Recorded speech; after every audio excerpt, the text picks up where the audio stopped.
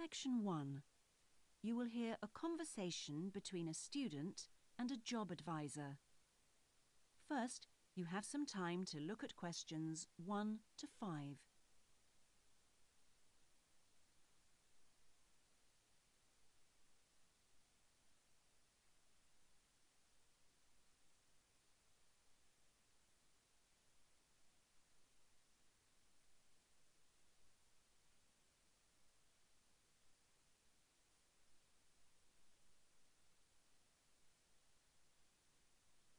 You will see that there is an example that has been done for you.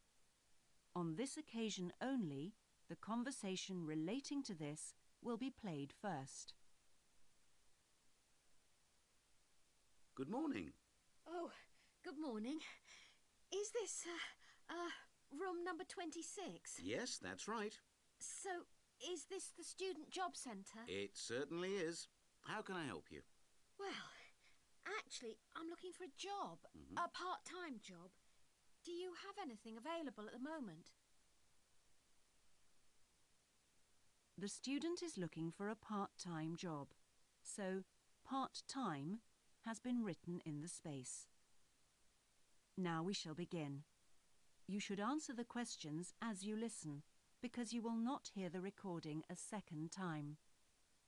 Listen carefully and answer questions 1 to 5. Good morning. Oh, good morning. Is this, room number 26? Yes, that's right. So, is this the Student Job Centre? It certainly is. How can I help you? Well, actually, I'm looking for a job, a part-time job. Do you have anything available at the moment? Yes. Are you a registered student? I'm afraid this service is only available to full-time students. Yes, I am. I'm doing a degree in business studies. Here's my student card. Which year are you in? Well, I've been at uni for 4 years, but I'm in the 3rd year because I took last year off. Right. Well, let's just have a look at what positions are available at the moment.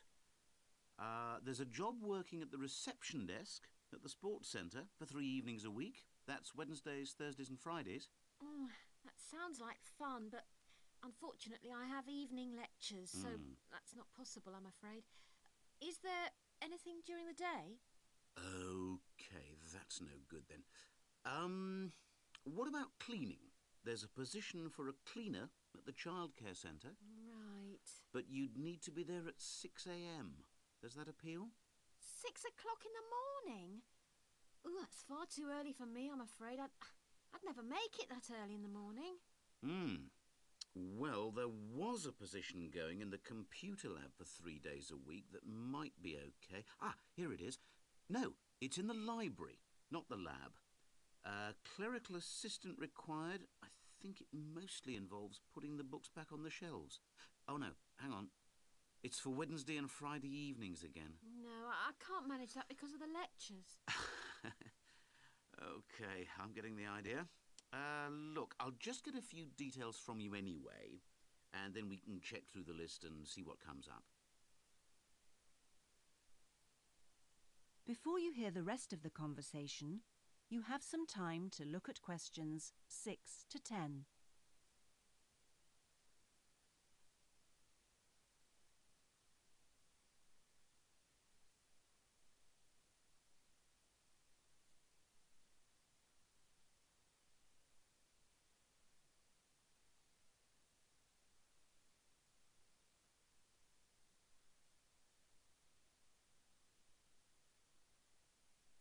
Now listen and answer questions 6 to 10. We'll fill in the personal details on this application form first, if that's OK. Yeah, that's fine. Now, what's your name again? Anita Newman. That's Newman. And your address, Anita? I'm in one of the halls of residence for postgraduate students. You know, International House. OK, that's easy. What's your room number there? Room B569. No, sorry, B659. I always get that wrong. I haven't been living there very long. Do you have any other skills? Typing, languages, that sort of thing? Well, I speak some Japanese. Right, I'll make a note of that. Now, let's see what else is available.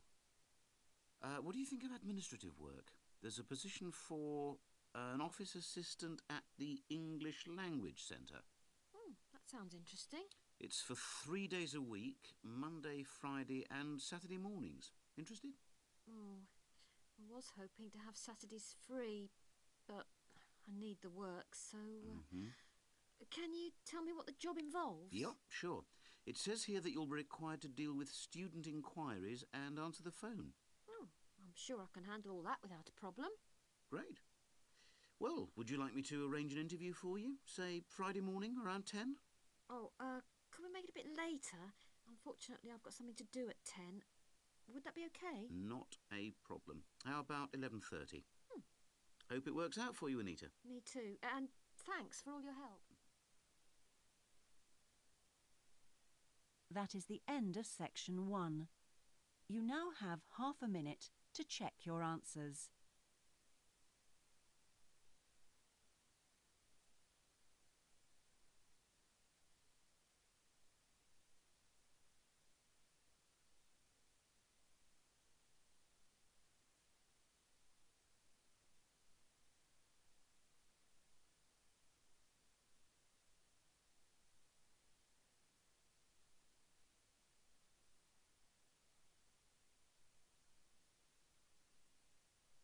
Now turn to section 2.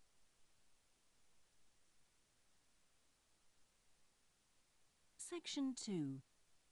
You will hear a talk given by a group offering a walking holiday to raise money for charity.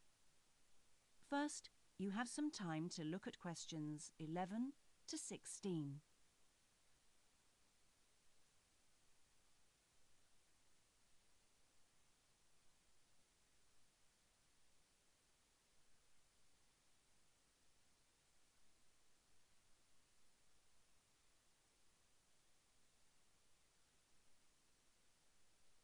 Now listen carefully and answer questions 11 to 16. Good morning. I'm very pleased to have been invited along to your club to talk about our charity-sponsored walking holiday for education aid. I'll start by giving you a brief overview of what it entails. First of all, let me explain what we mean by sponsored here. This is where people promise to donate money to the charity if you achieve your goal. In this case, to walk a certain number of miles. Basically, we are organising a 10-day holiday from the 6th to the 16th of November, with 8 days actual walking, trekking in the Samira Mountains. Let's have a look at some of the details. We require you to raise sponsorship money of at least $3,200, paying $250 of it up front as a deposit, and the rest in stages throughout the year. Out of this, about 35% will go on your expenses, and that leaves 65% guaranteed to go to the charity. Which brings me to the most important part. This trek is being specifically organised to help education in the Samira region. Last year, we helped train teachers for the disabled, and this year we're focusing on the pupils. Each of the walkers' sponsorship money will go to help an individual special needs pupil in one of the mountain schools. In the second part of the talk, I'll be giving you a lot more details. But back to the basic information. Age limits. This is the second time we've run this kind of holiday, and on the first we even had an 80-year-old. But we found it was wise to establish limits this time. You have to be at least 18, and the top limit is now 70. Though you need to obtain a health certificate from your doctor if you are over 60 years old. Now, the Samira Mountains are among the highest in the world, but you mustn't be too daunted. We will mainly be trekking in the foothills only, although there will be spectacular views even in the foothills. However, you will need to be extremely fit if you aren't now and you're interested in coming with us. You have plenty of time to get into shape. You'll be sleeping in tents, so you must have quite a bit of equipment with you, but you will be helped by local assistants. Your bedding and so forth will be carried by them. We ask that you only walk with a small rucksack with needs for the day. I don't think I've really said enough about the marvellous area you'll be walking in. Let's have a look at some of the sights you'll be seeing. Apart from these spectacular snow-covered peaks and valleys, there are marvellous historic villages. The area has been famous for centuries for making beautiful carpets, although recently there has been a trend to move into weaving blankets and wood carving. The people are extremely friendly and welcoming. We deliberately keep the party small in size to minimise disruption to people and landscape. Before you hear the rest of the talk, you have some time to look at questions 17 to 20.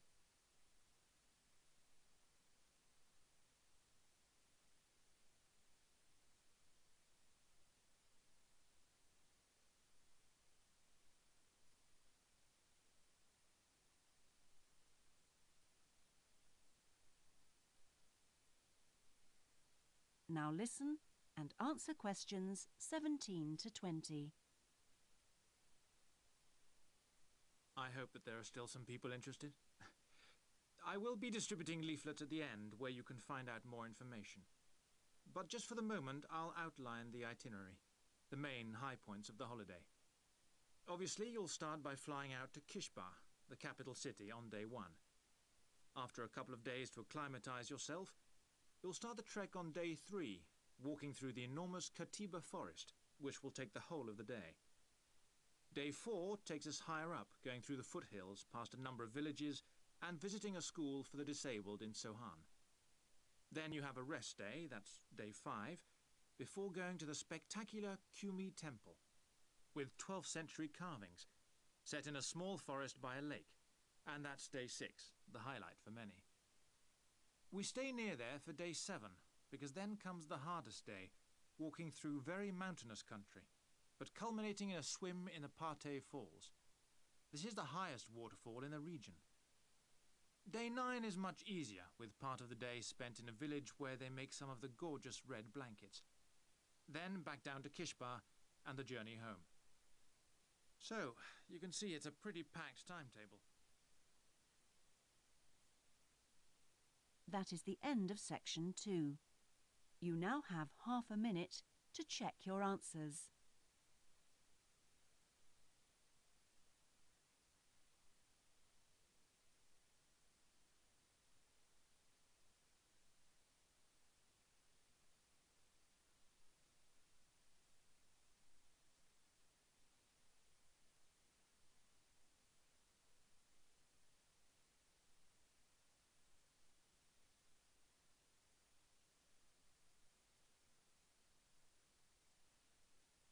Now turn to section 3.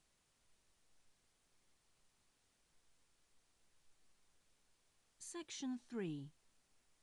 You will hear part of a seminar on ocean research given by a climate scientist.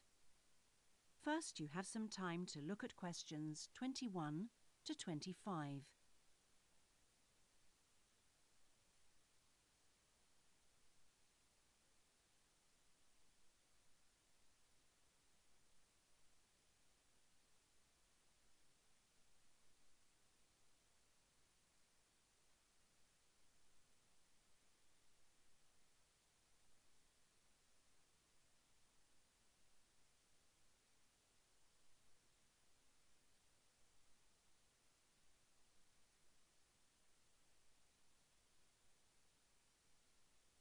Now listen carefully and answer questions 21 to 25. Thanks to all of you for coming along today to hear about how the robotic float project is helping with ocean research. Well, first of all, we'll look at what a robotic float does and its use. So let's start with the device itself. It looks a bit like a cigar, and it's about 1.5 meters long. More importantly, it's full of equipment that's designed to collect data. So it can help us in building up a profile of different factors which work together within the world's oceans. Sounds like a big project. Isn't it too big for one country to undertake? That's quite true, but this project is a really good example of international cooperation. Over the last 5 years, scientists from 13 countries have been taking part in the project and launching floats in their area of ocean control. And next year this number will rise to 14 when Indonesia joins the project. That's impressive. But let's move on to how floats work. The operational cycle goes like this. Each of the floats is dropped in the ocean from a boat at a set point and activated from a satellite. Then the float immediately sinks about 2,000 meters. That's 2 whole kilometers down in the water. It stays at this depth for about 10 days and is carried around by the currents which operate in the ocean at this level. During this time, it's possible for it to cover quite large distances, but the average is 50 kilometers. So, what is it actually recording? Well, at this stage, nothing. But as it rises to the surface, it collects all sorts of data. Most importantly, variations in salinity, that's salt levels, and the changes in temperature, a bit like underwater weather balloons. Then, when it gets back to the surface, all the data it's collected is beamed up to the satellite. After about 5 hours on the surface, the float automatically sinks, beginning the whole process again. What happens to the data? Well, the information is transferred direct to onshore meteorological stations, like our one in Hobart, and within 4 hours the findings can be on computers, and they can be mapped and analysed. Before you hear the rest of the seminar, you have some time to look at questions 26 to 30.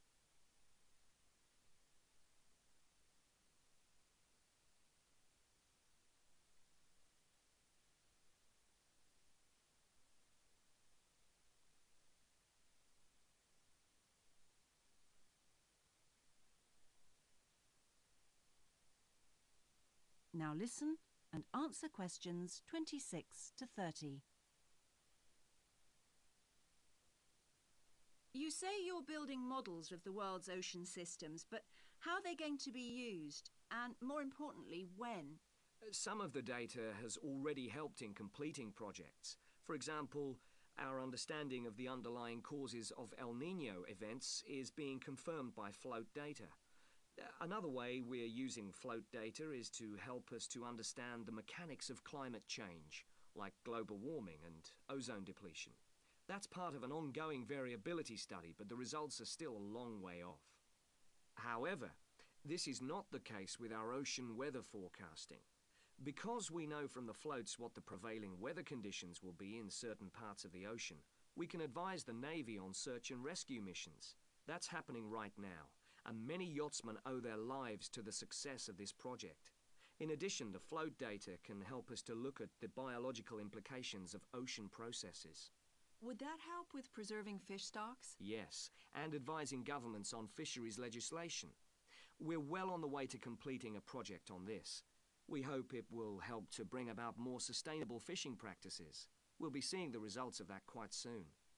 It sounds like the data from floats has lots of applications. Yes, it does. It's also a powerful agricultural tool. If we were aware of what the weather would be like, say, next year, we could make sure that the farmers planted appropriate grain varieties to produce the best yield from the available rainfall. That sounds a bit like science fiction, especially when now we can't even tell them when a drought will break. I agree that this concept is still a long way in the future, but it will come eventually, and the float data will have made a contribution. That is the end of section 3. You now have half a minute to check your answers.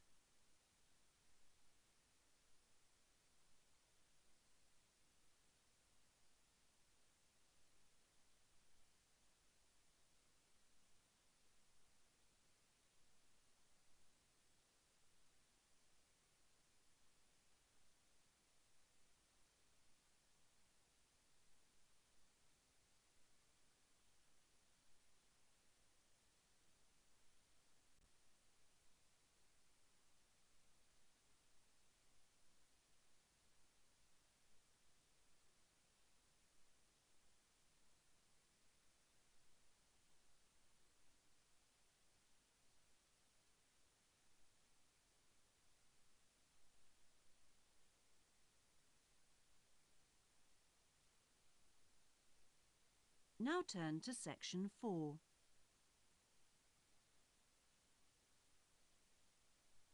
Section 4. You will hear part of a lecture about hotels and the tourist industry. First, you have some time to look at questions 31 to 40.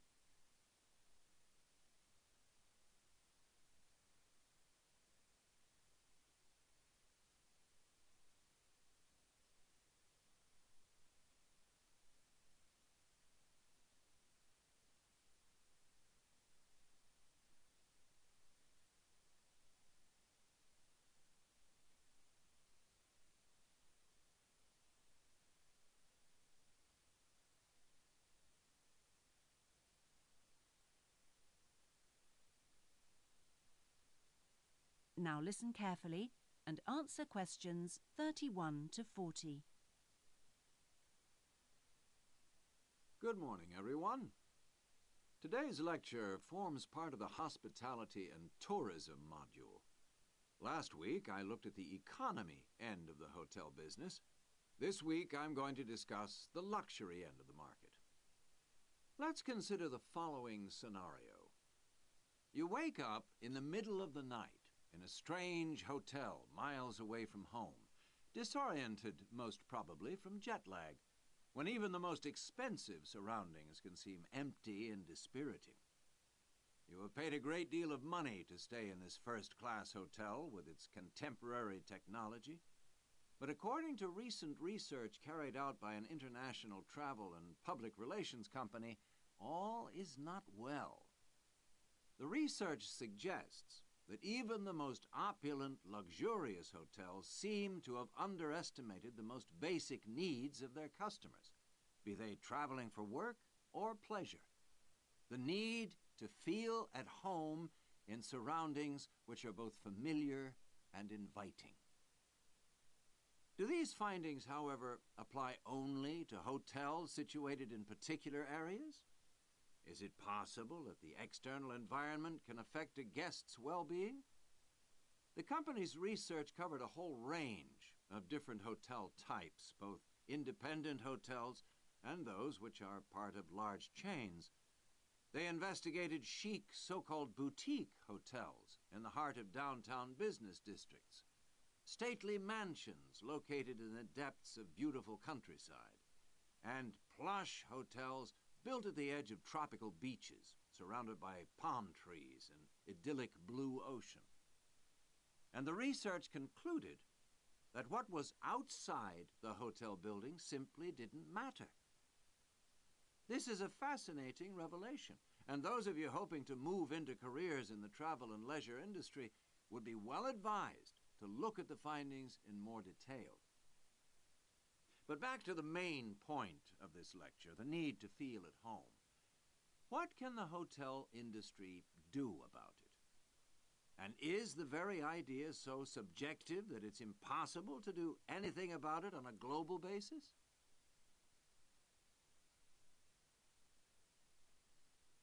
However, nothing stands still in this world.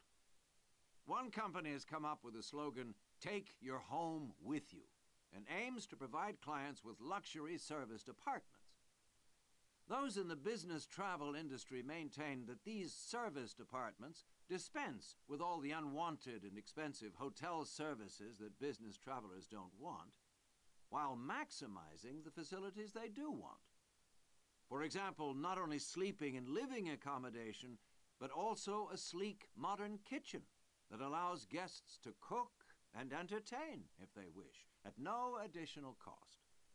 The attractions of such facilities are obvious, and it'll be interesting to see whether the company manages to establish a trend all over the world and make a lasting impact on the luxury accommodation market.